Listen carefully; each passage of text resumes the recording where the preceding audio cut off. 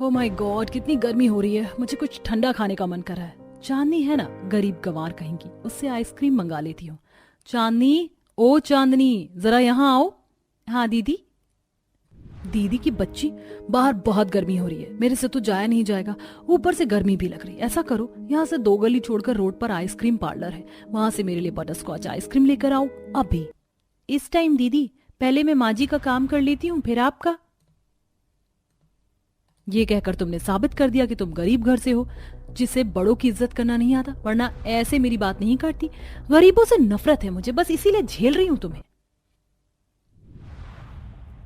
ये सुन चांदनी की आंखों में आंसू आ जाते हैं और वह माधुरी से पैसे लेकर तपती धूप में आइसक्रीम पार्लर पहुंच जाती है। वहीं सास कोकिला, माधुरी बहू, तुम चांदनी बहू से इस तरीके से बात क्यों करती हो? बेचारी को अभी अपने ससुराल में आए 10 दिन भी नहीं हुए और तुमने उसे बाहर भेज दिया। छाता तो ले जाने को कह देती।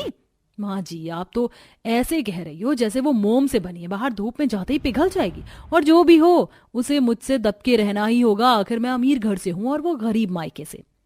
तुझसे बहस करने से अच्छा मैं अपने कमरे में आराम कर लूं।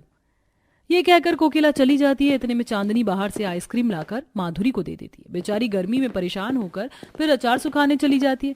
दिन गुजरते हैं। घमंडी जेठानी अपनी गरीब देवरानी को बार बार गरीबों के ताने देती थी और परेशान करती थी। एक दिन गर्मी से चांदनी बेहोश होती है कि सास फौरन डॉक्टर को घर बुला लेती है, जहां डॉक्टर चेकअप के बाद बताता है कि चांदनी प्रेग्नेंट है। उसी वक्त माधुरी उल्टी करने लगती है। शाम तक वो भी अपना प्रेगनेंसी टेस्ट करके सबको खुशखबरी दे देती है, जिसे सुन दोनों के पति घर आते ही खुश हो जाते हैं। अरे वाह मोहित, अब तेरी तरह मैं भी पापा बनने वाला हूँ। हाँ भैया, जैसे हम दोनों बचपन में साथ रहे हैं, खेले हैं, स्कूल पढ़ने गए हैं, वैसे ही अब हम दोनों के बच्चे भी साथ में खेलेंगे, कूदेंगे और स्कूल जाएंगे। हाँ मोहित, तुझे भी बाप बनने की बहुत बहुत बधाई हो। माँ जी, मुझे बहुत गर्मी लग रही है, कुछ ठंडा दे दीजिए जो मेरे बच्चे को नुकसान न करे और फायदा भी करे। दीदी, अभी शाम के टाइम आपको ठंडा खाना पीना तो नहीं चाहिए, लेकिन अगर फिर भी आपको ठंडा पीना है तो मैं मौसमी का जूस बना देती हूँ, इसी बहाने मैं भी पी लूंगी। साफ साफ बोलो ना, तुम्हें पीना है तो तुम पी लो, लेकिन ये गरीब वाला मौसमी का जूस मैं तो नहीं पीने वाली। मुझे और अमीर जैसे जूस पीने हैं, जैसे कि वाटरमेलन का, खसखस का, coconut water, banana shake, mango shake. नहीं दीदी, ऐसी कोई बात नहीं है, मैंने तो बस यूं ही कह दिया था। मत बोलो, मैंने तुमसे नहीं, माँ जी से कहा था वैसे भी। अरे शांत माधुरी, शांत, मैं तुम्हारे लिए जूस ले आता हूँ। चांदनी तुम बुरा मत मानो, मैं तुम्हारे लिए भी लेकर आता हूँ।